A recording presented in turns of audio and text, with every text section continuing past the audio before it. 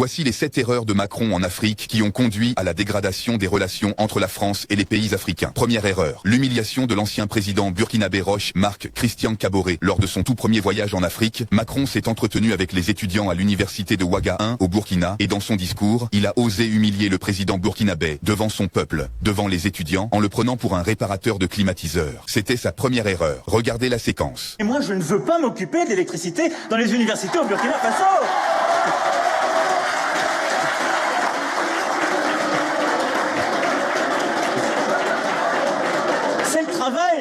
C'est le travail du président. Alors par contre, je vous rassure, du coup il s'en va rester là.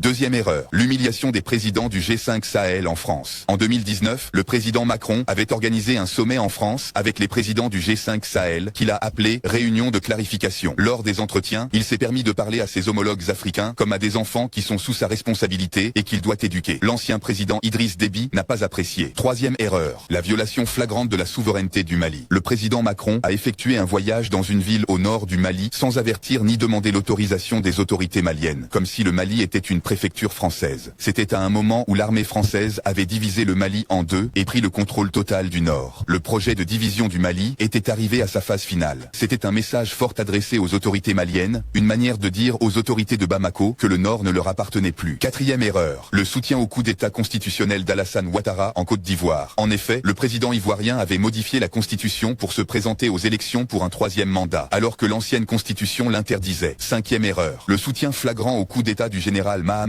Idriss Déby en 2021. Le président français s'est empressé d'installer le fils du président défunt qui a pris le pouvoir par la force, alors que Macron passait son temps à s'attaquer aux autres militaires au Sahel. Ces 2 poids 2 mesures ont choqué les Africains. C'est à partir de là que les Africains ont compris le vrai visage de Macron. Sixième erreur, Macron a sous-estimé la volonté des pays africains de se libérer de la France. En effet, le président français a continué de donner des ultimatums et de sanctionner les pays du Sahel, ce qui a poussé les pays africains à chercher d'autres partenaires stratégiques. Septième erreur, l'humiliation de toute l'Afrique lors de son voyage au Cameroun en 2023. Il a tenu un discours devant le président camerounais en traitant tous les Africains d'hypocrites. C'était devenu trop.